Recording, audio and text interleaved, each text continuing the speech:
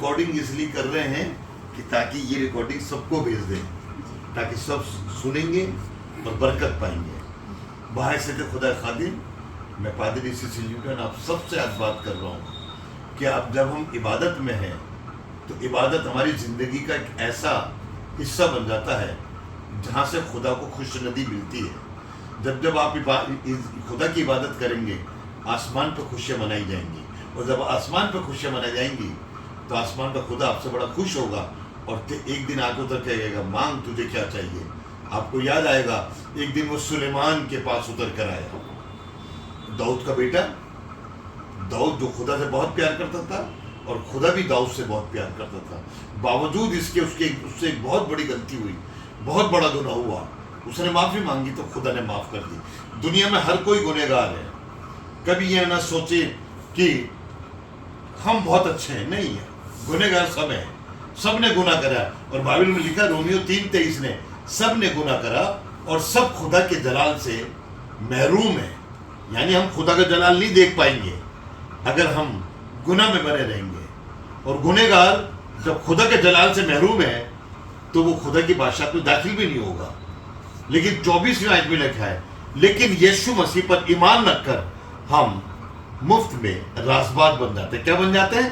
धर्मी पुरुष बन जाते हैं। मेरे को और आपको धर्मी पुरुष बनना है, मेरे को और आपको खुदा की इबादत करनी है। हम दुनियादारी की बातों में न रहकर खुदा की बातों में मन लगाएं, खुदा के पास आएं, खुदा के लोगों से प्यार करें।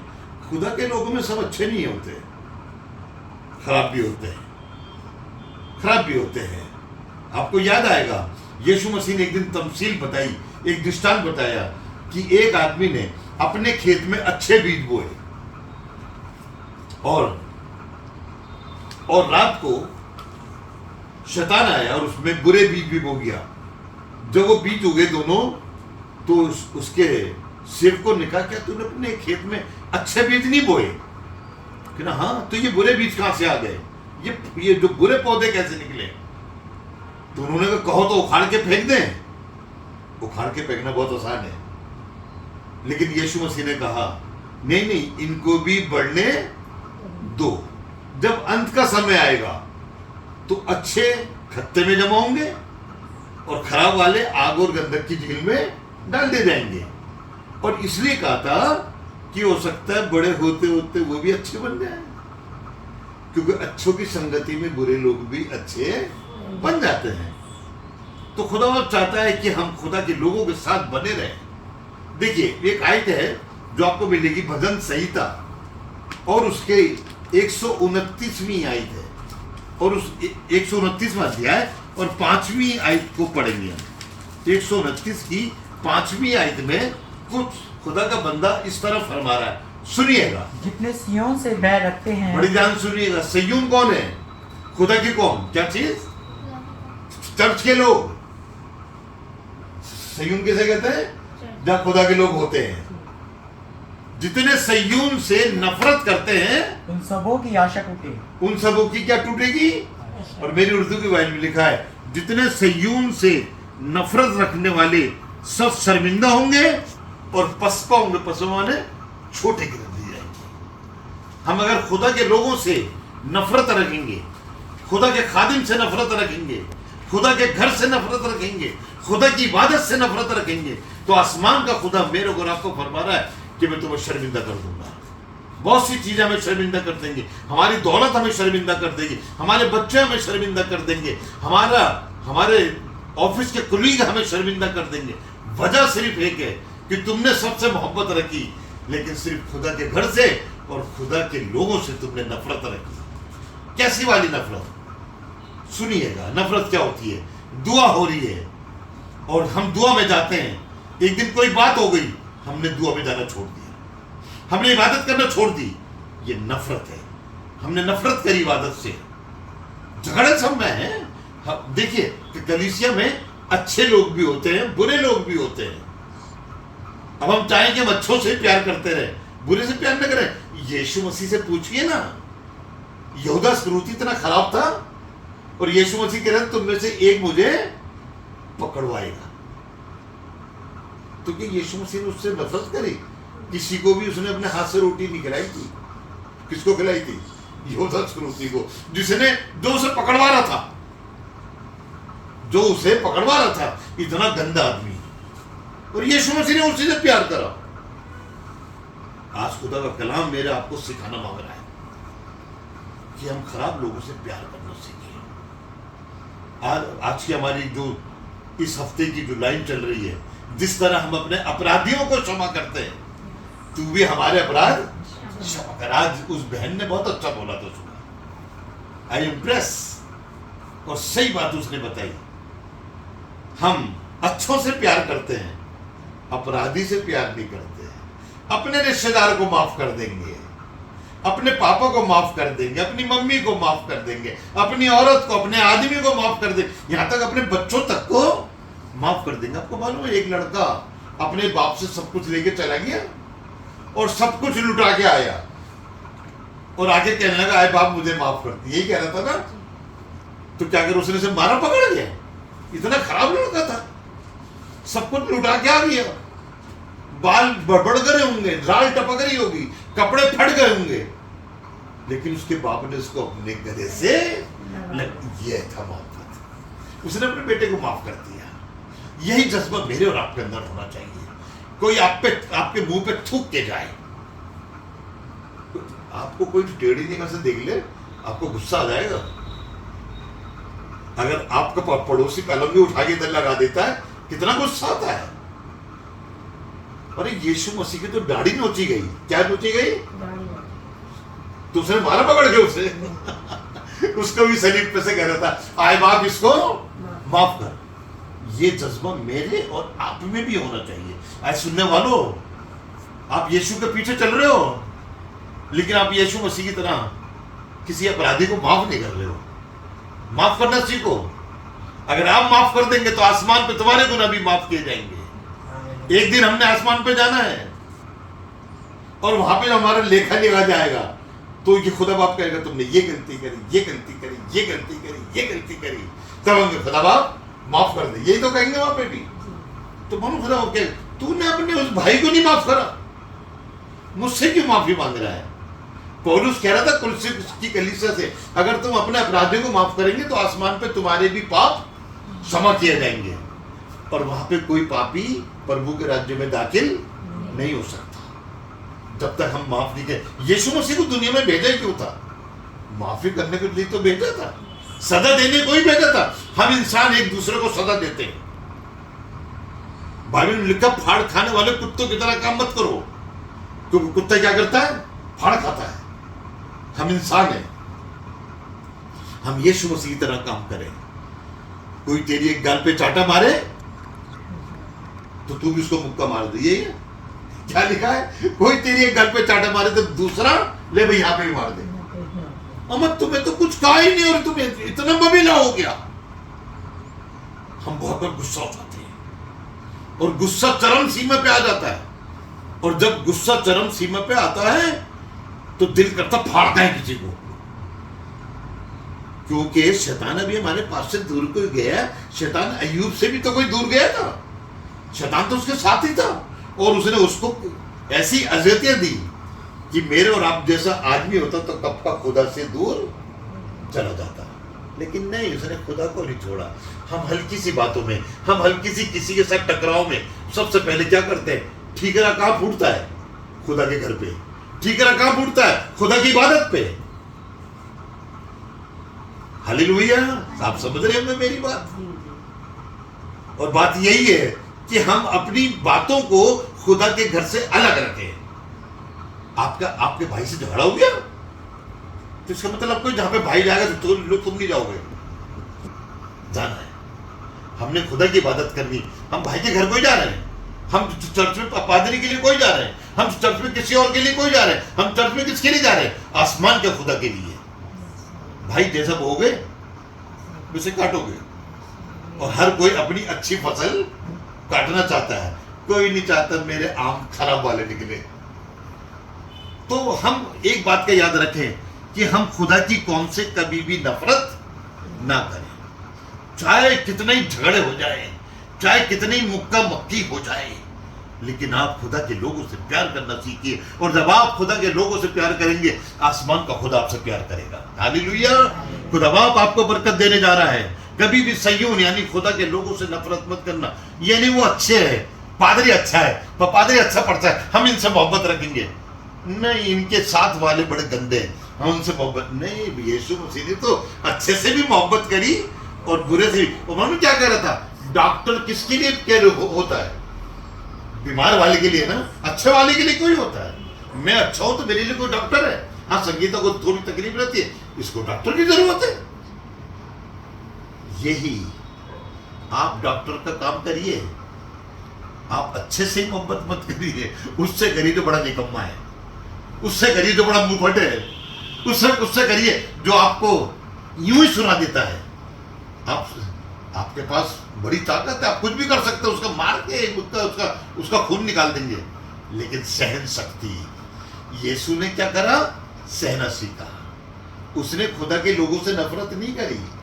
अगर यीशु मसीह उन भाला मारने वाले के, कीले ठोकने वाले के, सर पे कांटों का ताज रखने वाले के, उसके कपड़े उतार लेने वाले के, और उसके पीठ पे कोड़े मारने वालों के, उसकी दाढ़ी नोचने वाले के और उसके मुंह पे थूकने वाले से नफरत करता, तो सारा खानदान उनका खत्म हो जाता है। लेकिन सलीब पे क्या कह रहा था मालूम है?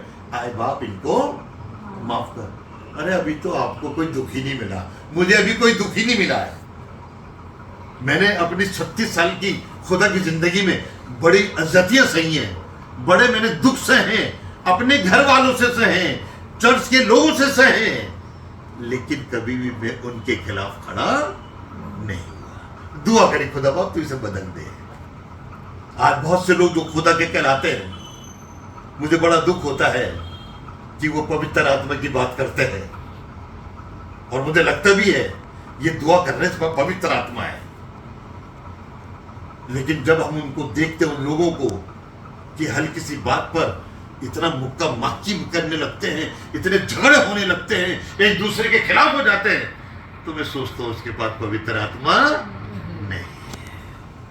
क्योंकि बाइबल बताती है पवित्र आत्मा हमें सिखाएगी, क्या करेगी?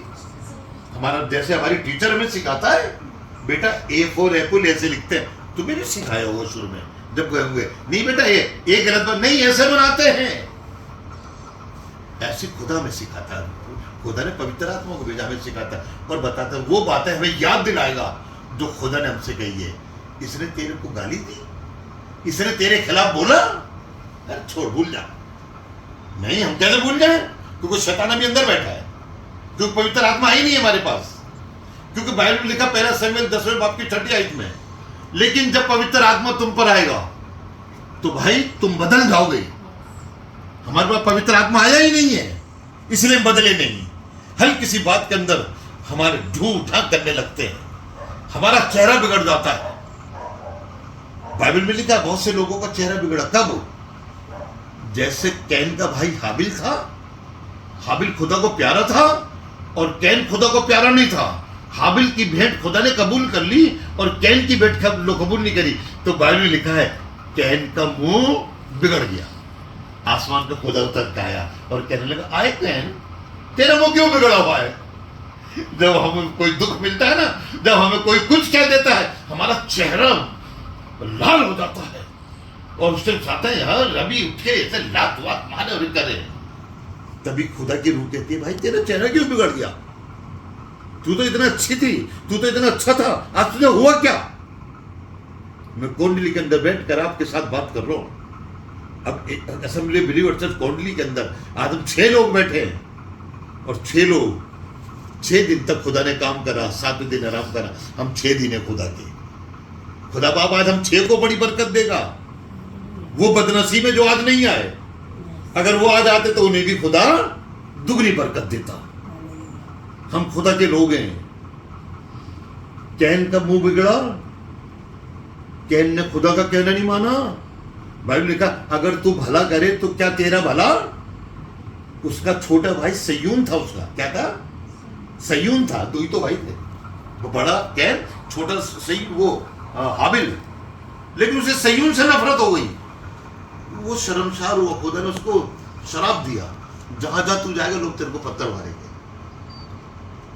वजह क्योंकि उसने अपने भाई के साथ भला नहीं कर। कलीसिया में जितने लोग हैं इंक्लूडिंग मी, हम सब आपस में भाई और बहन है और हमें एक दूसरे के साथ भला करना है। ऐसी एक आदमी था याकूब को, आप जानते हैं, अपने बाप से अपने बड़े भाई को धोखा देकर वो अपने मामा के घर भाग गया। लाबान उसका नाम था। लाबान ने भी उसको धोखा दिया। उसने उससे 14 साल खिदमत कराई। कितने साल? 7 साल। उसने कहा क्योंकि याकूब को मोहब्बत हो गई लाबान की छोटी बेटी राहेल से, और मामू के पास गया, मामू हम इससे शादी करना मांगते हैं। और वो लाबान ने क्या कहा, ठीक है दे देंगे, पहले बेटा 7 साल हमारी नौकरी करो। उसने 7 साल नौकरी करी। कितने पानी भरता होगा, ऊँटों को पानी पिलाता होगा, लोग घर में झाड़ू लगाता होगा, खाना बनाता होगा, खेत में जाता होगा। 7 साल बड़ी मेहनत करी। किसके लिए? राहेल के लिए। और जब 7 साल पूरे हो गए, वो गया लाबान के पास, मामू मामू आज तो 7 साल पूरे हो गए, अब हमारी शादी कर दो। हाँ ठीक कर रहे। उन्होंने अगले दिन उसकी शादी कर दी। और जब सुहाग रात में अंदर गया और उसका घूंघट उठाया तो देखा ये तो वो वाली नहीं है, ये तो बड़ी वाली है। ये क्या है? बड़ी वाली है। और वो चुंदी है। छोड़ा उसे और एकदम मामू के पास गया। मामू से कहने लगा, मामू हमने तो राहेल से शादी करनी थी। तो मामू क्या कह रहे उसके मामू ने, बेटा जब तक बड़ी की शादी नहीं होती तब छोटी की शादी हम ये भी तुम्हें दे देंगे। यानी एक आदमी की 2 औरतें हैं, एक के साथ शादी कर चुका है, अब दूसरे के लिए तैयार है, जो ना 7 साल और हमारी खिदमत करो। याकूब ने कहा ठीक है कर लेंगे। उसने 7 साल नौकरी करी। राहेल को पाने के लिए कितने साल नौकरी करी? 14 साल। कितने साल? 14 साल। जिंदगी के 14 साल जो जवानी के होते हैं उसने नौकरी में गुजर। कितना खराब था ना उसका मामू, गुस्सा ना चाहिए था उसे। एक दिन उसके मामू ने उसके साथ गलती करी और उसकी भेड़ों को बदल लिया तो लाबान का चेहरा बिगड़ गया। याकूब कहने लगा, मामू तुम्हारा चेहरा क्यों बिगड़ा हुआ है? क्योंकि उसके दिल में याकूब के लिए बुरी बातें, मालूम कब बिगड़ता हमारा चेहरा, जो खूबसूरत सा चेहरा, इतना हसीन चेहरा, इसका भाई इसको मार दे, ये यूं देखेगी मुंह, इसकी आंखें जो अच्छी लग रही फिर यूं टेढ़ी मेढ़ी हो जाए। बहुत बार हमारा भी चेहरा ऐसे बिगड़ जाता है। कोई हमारे खिलाफ उंगली तो उठा के दिखाए, हमारा सबसे पहला वो हमारे अंदर की जो कैफियत है वो कहाँ नजर आती है? चेहरे में। हमारा चेहरा, हमारा भेद, ये कुछ लग रहा है। मैं भी बहुतों से कहता हूँ, यार आज तुम्हारा मुझे सही नहीं लग रहा, कुछ है तुम्हारे अंदर, और वो निकलता, हाँ सय्यून से नफरत करने वाले शर्मिंदा होंगे। आए मेरी बहन, आए मेरे भाई, कभी खुदा के लोगों से नफरत न करना। मालूम नफरत किसे कहते? ये नहीं कि आप उसके सामने थूक रहे हैं, ये नहीं कि आप उसको गालियां दे रहे हैं। मालूम क्या कर रहे हैं? उससे मिलने खुदा के घर नहीं जा रहे। हमें कहा जाना है? खुदा घर। खुदा ने तभी तो कहा था हफ्ते के पहले दिन तुम सब एक साथ जमा हुआ करना। हफ्ते का पहले दिन कौन सा है? इतवार। और जब भी इबादत हो हमें इबादत में जाना है, क्योंकि उसमें खुदा के लोग आते हैं। और खुदा के लोग क्या है? फरिश्तों के बराबर। हमने खुदा की इबादत करनी है। मैं आपको शर्मिंदा नहीं देखना चाहता हूँ। कहीं ऐसा ना हो कि आप अपने रिश्तेदारी में शर्मिंदा हो जाए। सय्यून से नफरत करोगे, अपनी रिश्तेदारी में शर्मिंदा हो जाओगे, अपने घर में शर्मिंदा हो जाओगे, अपनी नौकरी पर शर्मिंदा हो जाओगे, अपने आस पड़ोस के अंदर शर्मिंदा हो जाओगे। क्यों? क्योंकि तुमने खुदा के लोगों से नफरत करी। तुम्हें याद आएगा, आए मेरे भाई, आए मेरी बहन, जो तुम मेरी आवाज सुन रहे हो, एक दिन यीशु मसीह ने कहा ये 5000 की जो भीड़ है इनको खाना तुम खिलाओ। तो सारे शागिर्द कह रहे हैं कहां से लाई तेरी रोटी, कहां से लाए? था तो सबके पास ही, लेकिन कोई देने को तैयार नहीं था। वहां पे एक लड़का निकल कर आया, 5 रोटी 2 मछली। वो सय्यून से शर्माया नहीं, उसने अपनी 5 रोटी 2 मछली यीशु मसीह को दे दी। यीशु मसीह ने दुआ करके वो रोटी 5000 लोगों को खिलाई। मालूम कितने टोकरे बचे थे? 12 टोकरे, 5 रोटी से 5000, 5 रोटी से खाए। हाँ बेटा, उस लड़के की रोटी में बरकत आ गई, क्योंकि उसने खुदा के लोगों से मोहब्बत करी। अपनी रोटी भी खुदा के लोगों को दे दी। इसीलिए तो हम इतवार को कहते हैं लोगों से, खुदा के लोगों को खाना खिलाओ, चाहे दाल रोटी खिलाओ, चटनी रोटी खिलाओ खुदा के लोगों को। बड़ी दूर दूर से आते हैं, धूप में आते हैं, उन्हें खाना खिलाना मेरा भी फर्ज है और हम सबका फर्ज है। तो खुदा बरकत देगा, 12 टोकरों से ज्यादा उठाएंगे। हालेलुया। जब हम खुदा के लोगों से मोहब्बत करेंगे। आज मैंने जो आपको ये कलाम सुनाया, शायद आपका दिल बदल जाए, आपका दिल बदल जाए और आप संयम के लोगों से मोहब्बत करो। जिसने आपको गाली दी है उससे भी मोहब्बत करो, जिसने आपका दिल दुखाया है उससे भी मोहब्बत करो। अरे मेरी बहन, कभी कभार तेरा आदमी तेरे को इतना उल्टा सीधा बोलता है तो क्या तू औरत को छोड़, तू अपने आदमी को छोड़ के चली जाती है? आए आदमी, तेरी औरत बहुत बार लोग तेरे खिलाफ होती है तो क्या तू अपनी औरत को छोड़ देता है? पर इसलिए नहीं, मेरे अपने हैं। खुदा के लोग भी आपके अपने, खुदा ने उनको बपतिस्मा देकर तुम्हारे साथ जोड़ा है। हालेलुया। हमने यीशु मसीह के नाम से बैप्टिज्म लिया है और हम एक साथ जुड़ गए। आज का मेरा संदेश आप तक पहुंचे। कभी भी खुदा के लोगों से नफरत न करना। चाहे कोई आपके मुंह पे थूक के चला जाए, चाहे आपको गाली दे के चला जाए, चाहे आपको चांटा मार के चला जाए, फिर भी उससे मोहब्बत करना। क्यों? मेरे यीशु ने ऐसे ही सिखाया है। उसने लोगों से मोहब्बत करी है। मेरा और आपका भी फर्ज है कि आप खुदा के लोगों से मोहब्बत करें। तो मैं आपको यकीन दिलाता हूं, आप कभी भी शर्मिंदा नहीं हो। हालेलुया। आप जहां पर भी हैं, हाथ उठा के बोलिए हालेलुया। खुदा बाप आपको बरकत दे। आइए दुआ करें, आपके लिए दुआ करता हूँ। खुदा बाप आज के कलाम के जरिए से जितनों ने सुनो उनकी जिंदगी बदल जाए। आप पवित्र आत्मा उसके अंदर आ जाए और पवित्र आत्मा उनके ख्यालात को बदल दे, पवित्र आत्मा उनके गुस्से को बदल दे, पवित्र आत्मा उनकी कमजोरी को बदल दे और वो तेरे में जयवंत हो जाए। खुदावन, हाँ खुदावन, लेके कलाम का सुनने वाला तेरी बरकत का सबब बन जाए। इस घर में तेरा रहम बना रहे, इस घर में तेरी मोहब्बत बनी रहे। इस घर के जितने हम 6 लोग बैठे हैं, आज खुदावन हम 6 नहीं है, 6000 लोग यहाँ बैठे हैं। हमारे साथ एक आपके साथ 1,000 फरिश्ते बैठे हुए हैं। खुदा आप सबको बरकत दे, हम सबको बरकत दे। जो आज वंचित रह गए तेरी बरकत पाने से, उनको भी बरकत दे। वो जो जहां कहीं पे भी है, अपने घर में बैठे हैं तो उनको अपने घर में बरकत दे, ताकि तेरा नाम जलाल पाए। सारा इज्जत जलाल तेरे को देता हूं और प्रभु यीशु मसीह के नाम से मांगता हूं। आमीन आमीन। खुदा आपको